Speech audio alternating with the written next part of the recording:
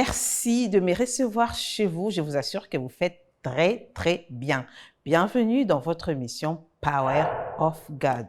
Nous poursuivons avec notre sujet, les combats des élus, mais avec un sous-thème, les épreuves des élus. Si vous êtes choisi par Dieu, vous connaîtrez l'isolation.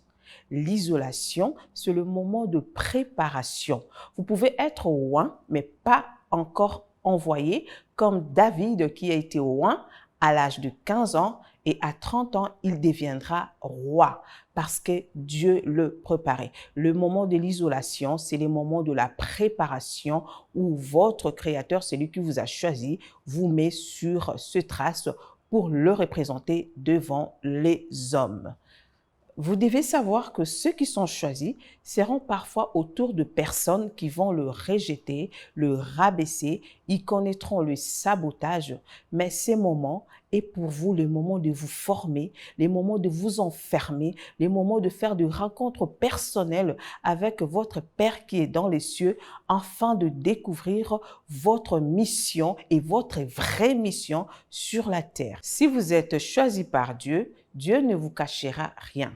Vous aurez parfois les dimensions des songes avec des détails auxquels vous aurez l'impression d'halluciner parce que Dieu va vous révéler clairement de personnes avec qui vous allez faire la marche durant votre parcours des élus parce que vous n'êtes pas obligé d'impliquer tout le monde dans votre vie. Vous verrez que certaines personnes qui ont un programme cachés sur votre vie seront aussi révélés. Et ceci fait partie des épreuves que vous allez rencontrer dans votre parcours. Et les comportements de gens qui vous entourent peuvent vous anéantir, vous fendre, vous amener même à des réflexions, à penser vraiment si vous êtes un appelé de Dieu. Acceptez cette situation, ne vous laissez pas abattre, plutôt rester constamment dans la présence de Dieu. L'admiration d'un élu peut lui attirer la jalousie.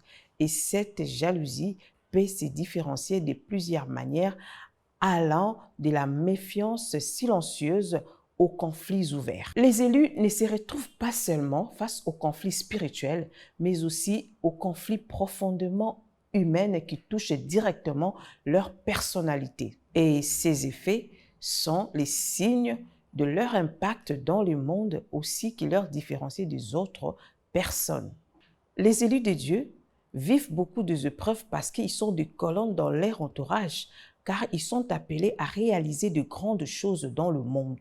Ils sont une source d'aide et cette position le place face à des défis. Cette adversité vient souvent des amis qu'ils ont fait confiance, que l'ennemi a utilisé pour le décourager et les détourner de leur mission en le rabaissant, en les trahissant et en les exposant aux choses négatives, dans le but d'endurcir leur cœur et le détourner de leur mission. Si vous êtes un élu de Dieu, le diable vous combattra pour vous faire douter de l'appel de Dieu dans votre vie sur terre. Le but du diable est de vous fragiliser, de vous éloigner de votre destinée. Gardez votre foi en Dieu, car ces épreuves sont pour votre maturité spirituelle, afin de représenter votre Seigneur auprès de ceux à qui il vous a appelé. Demeurez ferme,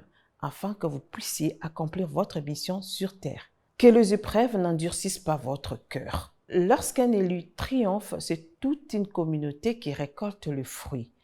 Comme dans le livre de Samuel, Samuel n'était pas seulement le miracle de Anne.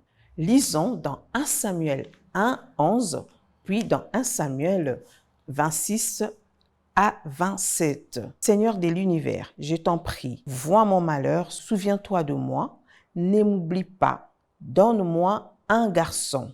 Je promets de le mettre à ton service pour toujours et on ne lui coupera jamais le cheveu. À 26, Anne vient accomplir ce vœu. Anne dit à Élie, écoute-moi, je t'en prie, aussi vrai que tu seras vivant, c'est moi la femme qui s'est tenue ici près de toi pour prier le Seigneur, eh bien, regarde cet enfant, c'est pour l'avoir que j'ai prié. Et le Seigneur m'a donné ce que je lui ai demandé.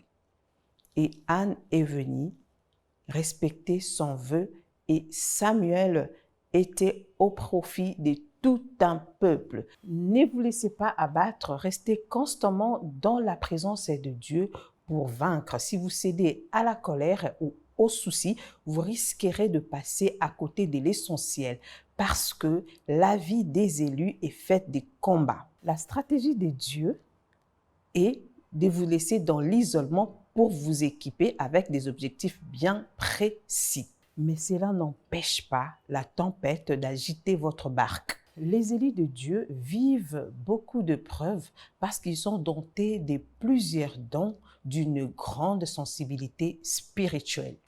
Ils sont tout le temps mis à l'épreuve parce qu'ils voient des choses que la plupart des gens ne voient pas. Ils traversent des épreuves qui touchent directement leur vie et parfois ces épreuves sont très humiliantes. Le rejet de la famille, le rejet des amis, le chômage, manquer le frais pour l'université, voire même manquer du pain pendant que celui qui est à côté de lui, ne connaissant pas Christ, vit dans l'abondance et qui s'étonne même comment lui qui va à l'église manque même de pain. Et ceci peut vous amener à vous poser des questions si vous êtes réellement le choisi de Dieu. Que ceci ne vous désoriente pas, gardez votre foi en Dieu. Je vous jure que j'en connais quelque chose. Merci d'être nombreux à suivre cette belle émission qui nous aidera à nous comporter très bien devant Dieu et devant les hommes. Merci, à la prochaine et que Dieu vous bénisse.